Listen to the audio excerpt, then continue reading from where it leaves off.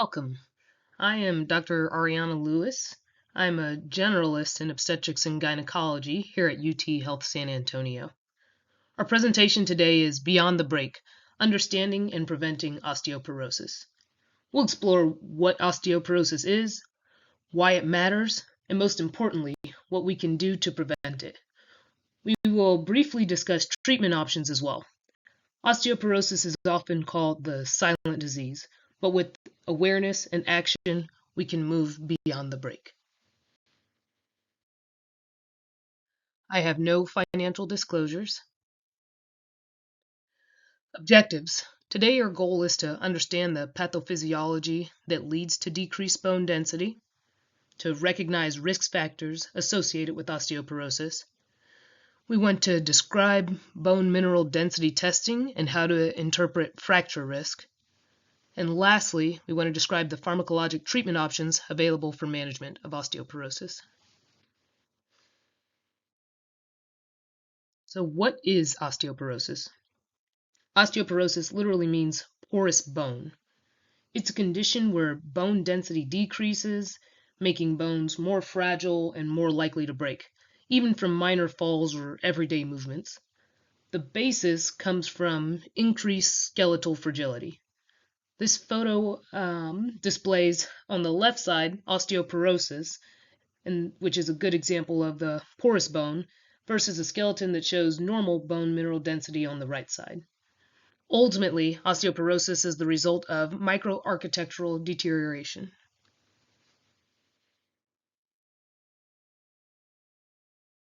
Osteoporosis isn't just about bones. It impacts independence, mobility, and quality of life. Fractures can lead to loss of function and, in some cases, life-threatening complications. The prevalence of this silent disease is very high. The osteoporosis rate in patients over 50 years old is 19.6% in women and 4.4% in men. More astounding is the rate of osteopenia for this age group, being 51% and 33% respectively. Now we know that risk increases exponentially with age, such that disease in women occurs in over 70% and in men over 30%. It's estimated that osteoporosis affects 10 million Americans. Now these numbers are significant, but become more real when we consider the consequences of osteoporosis, specifically being complications associated with the disease. We know that 50% of women, 50% over 50, will experience a osteoporosis-related fracture. The morbidity and mortality associated with the fracture is high, especially considering we call this disease silent. Mortality is specifically associated with the medical complications, being sepsis, pulmonary embolism, stroke, and heart attack, among other things. 40% of patients are unable to ambulate independently 1 year after a hip fracture. About 15% need long-term care in a nursing facility. As you can imagine, these leave a tremendous footprint in the realm of healthcare costs. Hip fractures carry a 30-day mortality rate of 5 to 10%. That 1-year mortality rate ranges from 20 to 30%. Again, this results in billions in annual healthcare costs and significantly decreases independence and overall quality of life. Osteoporosis often presents without symptoms. Many people don't know they have it until they suffer a fracture. This makes prevention and early detection absolutely critical. The most common clinical manifestation of osteoporosis is a vertebral fracture. It is important to note that these are usually asymptomatic.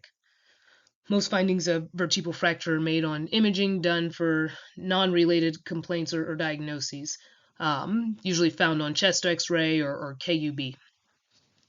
Patients assume they are not at risk and they don't have disease, or that disease can only be made in the presence of a fracture, which is not the case.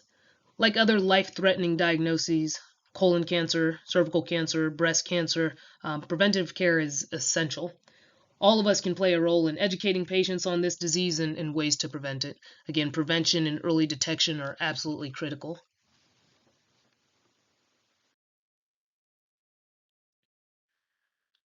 Osteoporosis often progresses without symptoms. In OBGYN, we are in a unique position to catch a very vulnerable patient population, being postmenopausal women. The significant decrease in estrogen after menopause results in a rapid rate of bone resorption. After menopause, the ovaries stop producing estrogen, which we know plays a critical role in bone remodeling. This decrease results in a shift with greater bone resorption than bone formation. We know that bone mass begins declining after about age 35. This occurs at a rate of 0.4% per year.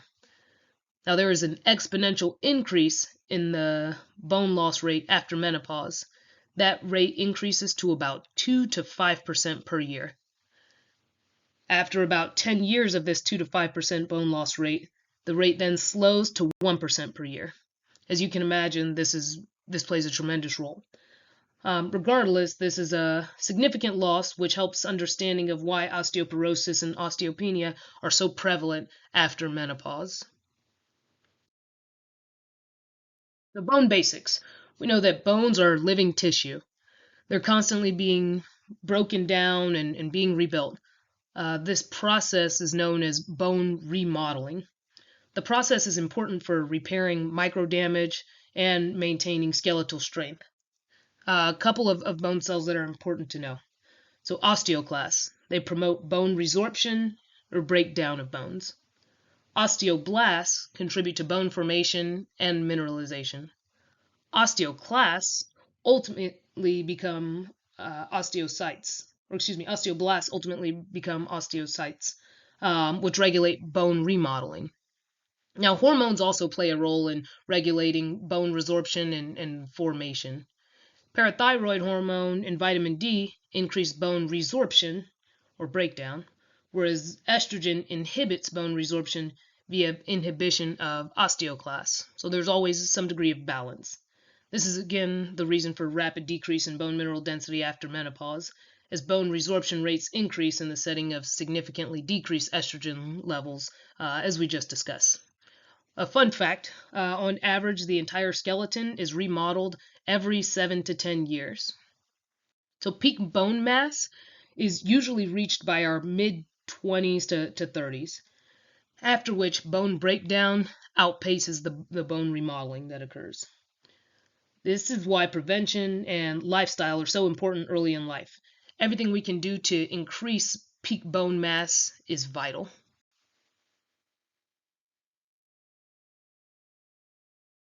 So what are our risk factors? We'll break them up into non-modifiable and modifiable risk factors. The non-modifiable risk factors are our biological traits. Think of it as what you're born with. So age. As we just discussed, the imbalance of bone formation to resorption contributes to increased risk with older age. Also sex. Women have higher risk than men, secondary to A, a lower peak bone mass, and B, significant increase in bone resorption after menopause. For this reason, menopausal status plays a role in non-modifiable risk factors as well. Genetics. A family history of a first-degree relative with history of a fragility fracture increases our risk as well. This makes attaining a thorough history important for evaluation of osteoporosis. The same goes for body frame. A small frame equals lower peak bone mass equals higher risk of osteoporosis or osteopenia. Race also plays an important role. We know that white and Asian individuals have a higher risk of disease compared to Hispanic and African American individuals. Like most diagnoses in medicine, risk is greatest in patients who have a history. So any history of a fragility fracture increases the long-term risk of osteoporosis and future fractures.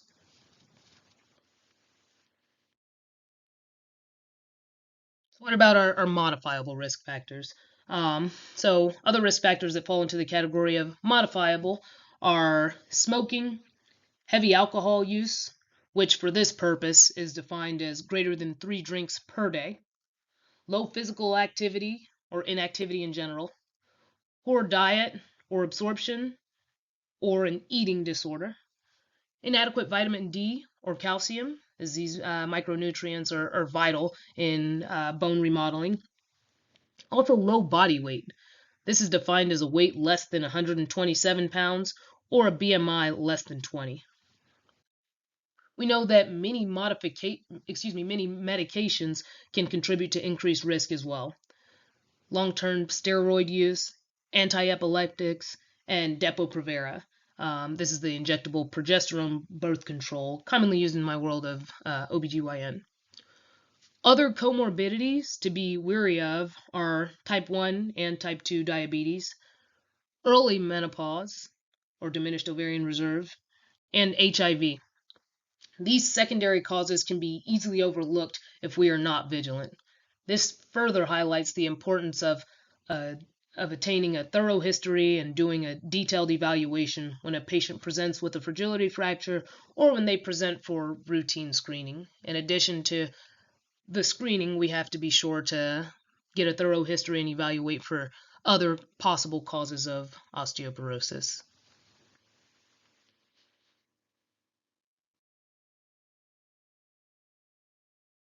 So osteoporosis is often invisible. It is the silent disease. However, warning signs can present themselves. These signs include loss of height. This specifically refers to 4 centimeters loss of height from the height at age 20 or 2 centimeters loss of height from any previously documented height. This finding warrants vertebral imaging to rule out fracture. Again, vertebral fractures are often asymptomatic, so loss of height is an indication to evaluate for such. Stooped posture or kyphosis may also be a sign of vertebral fractures, as can chronic back pain.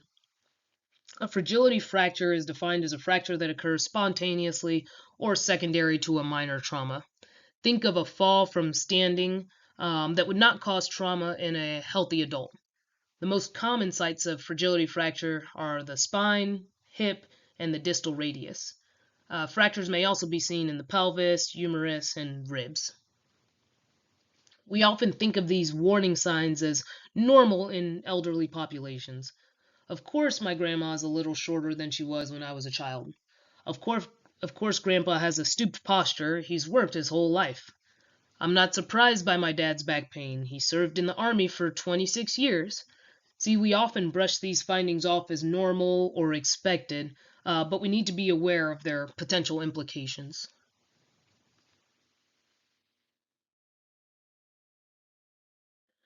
So, prevention, right? Like most diagnoses in medicine, prevention is the best medicine. Our key strategies for preventing osteoporosis and osteopenia include nutrition, exercise, lifestyle changes, and regular screening. Substance use disorders play a major role in osteoporosis risk. Quitting smoking and limiting alcohol significantly lower our fracture risk. As you can imagine, this does not happen overnight and requires a team to intervene and provide support. So think of the 5 A's when you're considering tobacco cessation, right? So first we ask. We identify and document tobacco use status for every patient and ask if they are at a point where they're ready to quit use. We advise, right? A clear, strong, personalized manner urging our patients to quit tobacco use. And then we assess. Is the user willing to make an attempt to quit at this time? Or are they at a point in their life where that's reasonable and they're motivated to do so? Then we assist, right? If a patient is willing, we use counseling, pharmacotherapy to help them to quit. And lastly, arrange. Scheduling follow-up in person or over the phone to assist within the first week of quitting. Now, therapy could consist of nicotine gum, patches, lozenges, prescription medications like bupropion to assist with quitting. Similar for alcoholism, right? So a use of we considered a use of greater than 3 drinks a day as excess alcohol use in the evaluation of osteoporosis. This is difficult, right? It requires long-term support. So first, patients have to be willing to seek support, right? Engage in support groups or counseling to help manage cravings or triggers. Also need to avoid triggers, right? So we have to be able to identify and avoid situations or environments that encourage drinking. We have to develop healthy habits, right? Replacing drinking with new activities or hobbies that ultimately promote well-being. A plan also needs to be in place for cravings, right? Do we have strategies in place for when cravings hit, such as engaging in physical activity or reaching out to a friend? So we as healthcare providers are in a position in which we can counsel our patients and help them reach these goals and provide resources to help them do so as well. Weight bearing and resistance exercises are also crucial for bone strength. Walking, dancing, weightlifting, balance activities all protect bones and reduce the fall risk. Exercise recommendations are 150 to 300 minutes of moderate intensity workouts every week. Alternatively, patients may choose to participate in 75 to 150 minutes of vigorous intensity aerobic activity. Regardless of what the patient chooses, the overall goal is to increase impact, resistance training, and weight bearing exercise while improving balance. Maintaining a healthy body weight also supports strong bones. So, patients don't need an expensive gym membership or fancy equipment to reach this goal, but we should be able to provide educational resources and help them through this journey to prevent osteoporosis through our exercise and avoidance of tobacco and alcohol. Nutrition is also something we can do to prevent osteoporosis and osteopenia. So we know that calcium is the building block of bones. Adults generally need 1,000 to 1,200 milligrams daily of calcium, ideally from food sources with supplements as necessary. Food sources, we're thinking milk, leafy greens, and then, of course, fortified products. I like to say, think back to the 90s. Anybody who was anybody was in a Got Milk ad, like Venus and Serena Williams here. This was based on the need to meet daily calcium requirements. For women 19 to 50 years old, that requirement was 1,000 milligrams. Over 50 years old was 1,200 milligrams. Again, this highlights the importance of prevention and ensuring the highest possible peak bone density. For example, the recommendation for children 9 to 18 years old is a little bit higher at 13 milligrams daily. We also know that vitamin D helps the body absorb calcium. Vitamin D comes from sunlight, fortified foods, or supplements may be necessary depending on where you live and availability of sunlight throughout the year. The recommended intake of vitamin D for ages 1 to 70 years old is 600 international units daily, and this requirement increases to 800 international units in adults over 70 years old. I think that this is a topic that is easily skipped or forgotten about, but it's important to highlight these supplements that are needed throughout our in our daily intake. So this is another place where providers can have an important role and input in educating our patients and ensuring they're reaching these goals for prevention.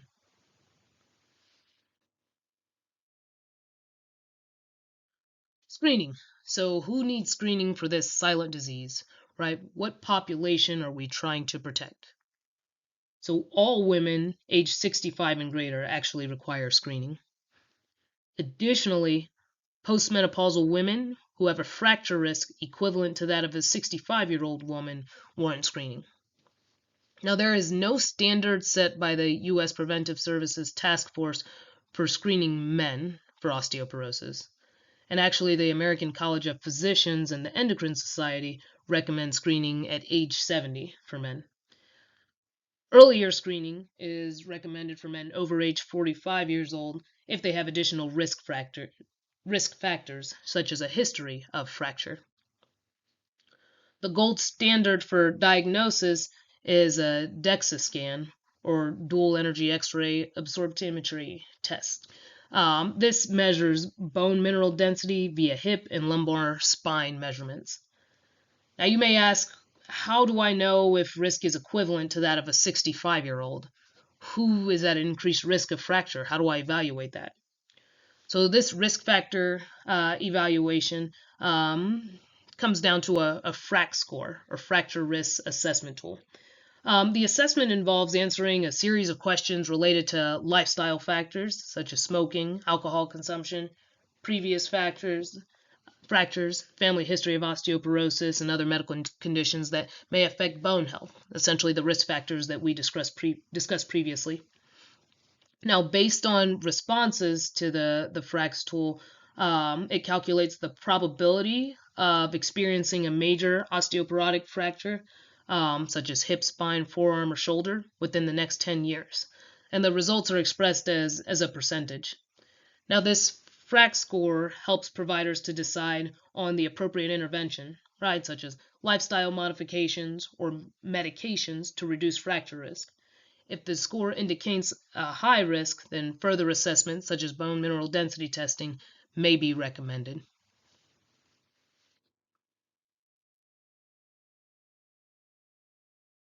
So here's an example of the fracture risk assessment tool, or the FRAX tool.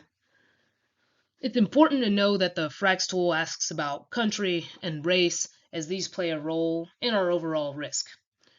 You will be asked about non-modifiable and modifiable risk factors, including patient age, sex, body mass index. It'll request the height and weight, history of fragility fracture, family history of fracture, smoking status, steroid use, and history of rheumatoid arthritis, heavy alcohol use, which again we said was greater than 3 drinks per day, history of secondary osteoporosis, and T-score if bone mineral density testing was previously done. So you'll see 2 percentages, the 10-year risk of hip fracture and 10-year risk of major osteoporotic fracture. So in the United States, we consider initiating pharmacologic therapy when the 10-year hip fracture risk is greater than or equal to 3%, or the 10-year major osteoporotic fracture risk or probability is greater than or equal to 20%. So you may ask yourself, okay, that's great, but who do I use this FRAX score on? Who gets this testing? So first, any postmenopausal patients who have risk factors, right? If I know my postmenopausal patient drinks more than 3 glasses of alcohol a day, I may do this test on her, right? We issue the FRAX tool to see, does she require treatment, or should I go ahead and do a bone mineral density test as well based on the results of the FRAX score. This goes in the opposite direction as well. I have a 65-year-old woman on whom I do a DEXA scan as routine screening, and she comes up in the category of osteopenia, which we'll discuss later. A patient in that category requires a FRAX tool assessment to see if they do have greater risk for osteoporotic fracture, which may put them in the category of requiring treatment. So those are the 2 situations in which you use this FRAX tool. Those who have a diagnosis of osteopenia, and those who are less than 65 but may have a greater risk of fracture based on their past medical history. So here we have a case of a 59-year-old postmenopausal woman who has a BMI of 19. She's a smoker and is on glucocorticoids. She has no prior history of fracture. So would you screen her for osteoporosis? We'll give you a moment to consider your evaluation.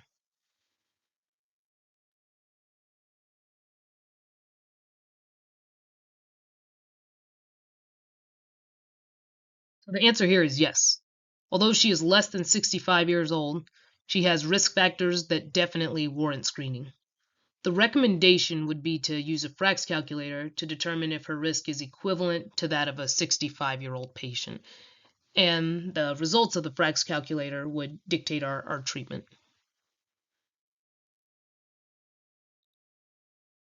Diagnosis. Diagnosis of osteoporosis can be made via 3 routes. 1, DEXA scan. 2 is history of a fragility fracture. And 3, your FRAX tool risk. So a DEXA scanner, which is seen here to the right, is imaging that evaluates bone mineral density. The result is given as a T-score, which can fall into 3 categories. First is a score of greater than or equal to negative 1.0. This result is considered normal, does not require any further assessment or evaluation. A score of -1 to -2.5 is consistent with osteopenia. You've heard us reference osteopenia a couple of times up to this point, which is almost a pre-lesion to osteoporosis.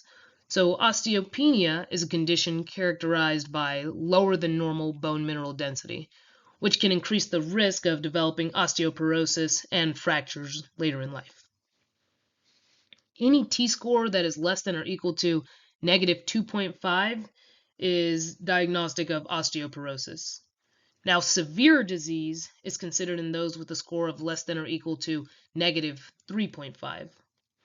So, additionally, regardless of bone mineral density, any history of a fragility fracture is diagnostic of osteoporosis, right? Regardless of bone mineral density or DEXA score. Again, a fragility fracture is defined as fractures that result from mechanical forces that would not ordinarily cause a fracture, such as a fall from standing height or less. In a normal healthy adult, that would not cause a fracture. Again, the third way to diagnose osteoporosis is with the FRAX score. So this comes into play not only in screening, but also diagnosing osteoporosis, as we just discussed on the previous slide. So any patient with a 10-year hip fracture probability that's greater than or equal to 3%, or the 10-year major osteoporotic fracture probability is greater than or equal to 20% meets criteria. So keep these in mind, as these are the three ways in which an individual can be diagnosed with osteoporosis. So it does not always just come down to the results of a DEXA scan. So this is just an example of the report that is generated at the conclusion of a DEXA scan. As you can see, there's a lot going on here. I think it's helpful to get familiar with the report so you know how to properly evaluate and interpret your patient's results. As someone who orders these frequently, I see many different ways that reports are generated depending on where a patient goes to get their results. So it is helpful to sit down once you receive results to review the images and review the results in detail. Sometimes there's 5 pages of reports and interpretations, so it's important to take your time and truly interpret what the final T-score is and recommendations for your patient.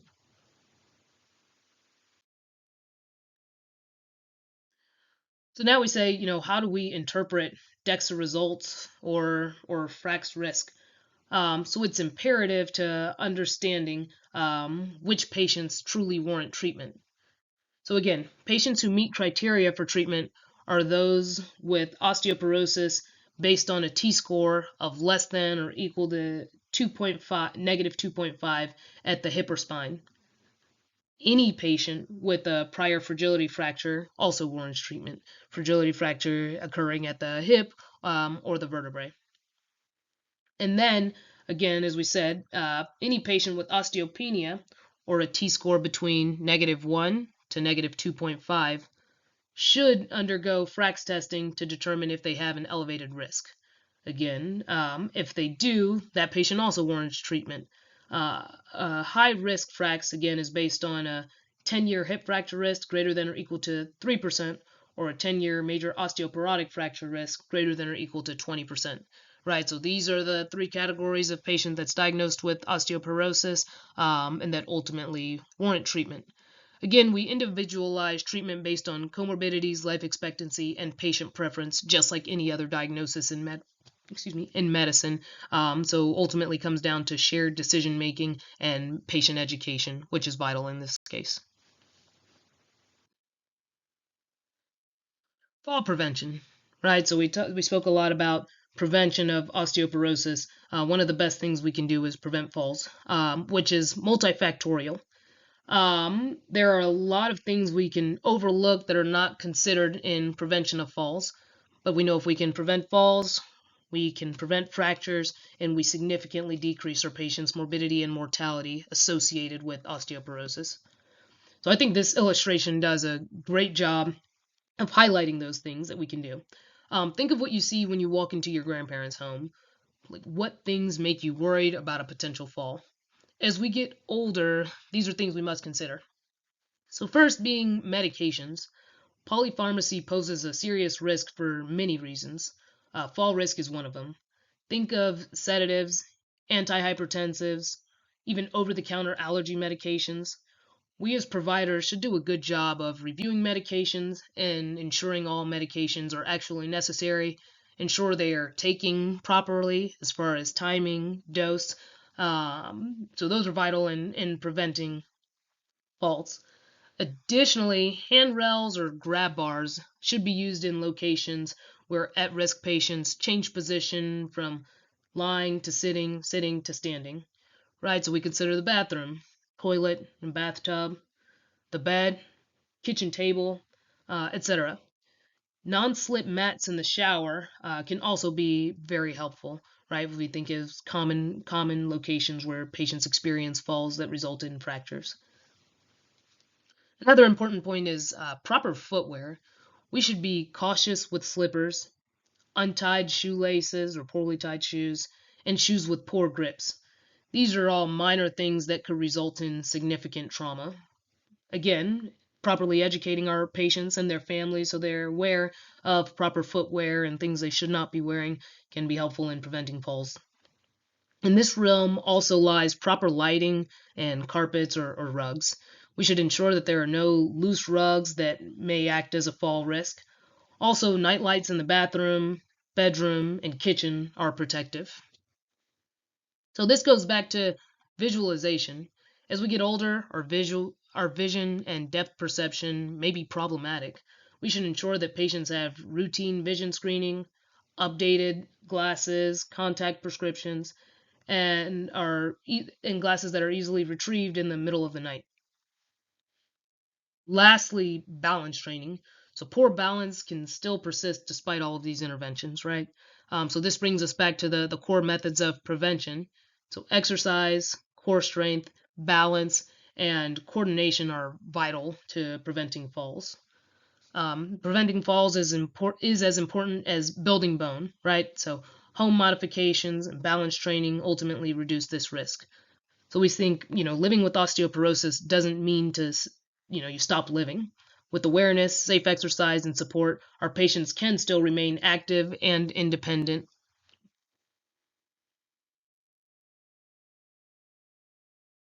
So pharmacologic therapy. For the initial treatment of osteoporosis in most postmenopausal women, we suggest oral bisphosphonates, such as alendronate. This recommendation is based on efficacy, cost, and long-term safety data. So, with alendronate or oral bisphosphonates in general, patients must follow strict instructions because of poor oral absorption and risks associated with the medication. Dosing is once weekly. Specifically, oral bisphosphonates need to be taken with water early in the morning on an empty stomach. Patients should wait 30 to 60 minutes before eating after taking alendronate. They also must stay upright to avoid esophageal irritation. Adverse effects associated with bisphosphonates include musculoskeletal pain and aches, gastrointestinal irritation, and esophageal reflux and ulceration. More than 5 years of use of oral bisphosphonates might also increase the risk of atypical femur fracture and osteonecrosis of the jaw. Although the absolute incidence is low, this association is known. So furthermore, oral bisphosphonates are contraindicated in those with esophageal disorders, such as esophageal stricture or Barrett's esophagus, known malabsorption, considered in patients who have Roux-en-Y gastric bypass, and renal failure or very low GFR. So these patients should be offered IV bisphosphonates, such as zoledronic acid.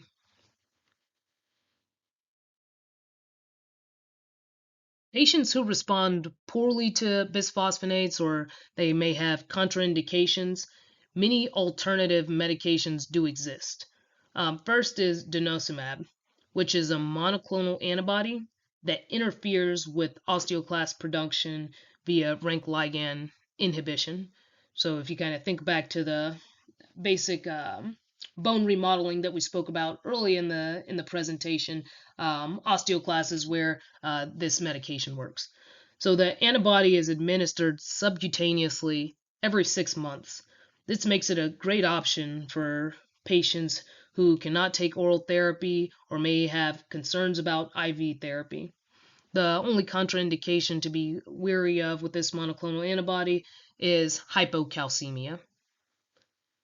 It can be used in those with renal failure as an alternative to bisphosphonates. SERMs are selective estrogen receptor modulators. So raloxifene is one of those. It's used for prevention and treatment in postmenopausal women who have increased risk of breast cancer. So raloxifene has specifically been found to reduce the risk of vertebral fractures. However, there is no risk reduction seen for non-vertebral and hip fractures. Adverse effects seen with raloxifene can be venous thromboembolism, stroke, and hot flashes. So as you can imagine, one of the contraindications are history of VTE. So hormone replacement therapy can also be used as a pharmacologic treatment. Hormone replacement therapy should only be initiated in women less than 60 years old who are within 10 years of their diagnosis of menopause, who also have menopausal symptoms and maybe are not appropriate candidates for the previously discussed bisphosphonates, denosumab, or SERMs. Now, for postmenopausal women with a very high fracture risk, we suggest initial treatment with an anabolic agent, such as those listed here. Patients most likely to benefit from anabolic therapy are those with the highest risk of fracture, right? So the severe range with a T-score of less than or equal to negative 3.5 with fragility fractures, or a T-score less than or equal to negative 4 with a recent major osteoporotic fracture or multiple recent fractures. Lastly, romosumab, another monoclonal antibody that is also an anabolic agent, increases the risk of heart attack, stroke, and has a black box warning in patients with recent MI or stroke. So that is one of the anabolic agents to be wary of and ensure you have a good patient history so you're not increasing their cardiovascular risk here. So, although there is no consensus on how to monitor therapy, we do recommend obtaining a repeat DEXA scan of the hip and spine after 1 to 3 years of therapy, depending on patient-specific factors as far as their T-score, compliance with medication, etc. The goal or recommendation is to use the same instrument when possible. DEXA scans have to be, or excuse me, DEXA machines have to be recalibrated frequently. So the recommendation is to use the same machine as to not interfere with results or to skew results. Now, if the bone mineral density is stable or improved, we recommend continuing therapy and remeasuring the bone mineral density less frequency. So repeating DEXA scans every 2 to 5 years, depending on the clinical setting. Again, patient's compliance, drug holidays, things of that nature. If bone mineral density decreases or a new fracture occurs despite treatment, we evaluate and address contributing factors, and then ultimately adjust therapy as needed.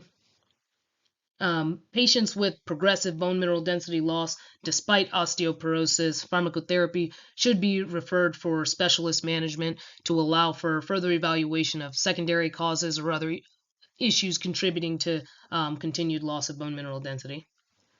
A drug holiday is recommended for bisphosphonates for the reasons we discussed previously, being the risk of atypical femur fracture and osteonecrosis of the jaw. So drug holidays for bisphosphonates after 3 to 5 years of treatment in those with low or moderate risk. So no drug holiday is recommended for denosumab. So with this medication, there's increased risk of rapid bone loss and vertebral fracture within a few months of treatment cessation. So for that reason, we always say, being cognizant of minimizing time off of denosumab. Now, if you are transitioning off of denosumab or changing treatment, the recommendation is to do so immediately, again, because of this risk of rapid bone loss and vertebral fracture.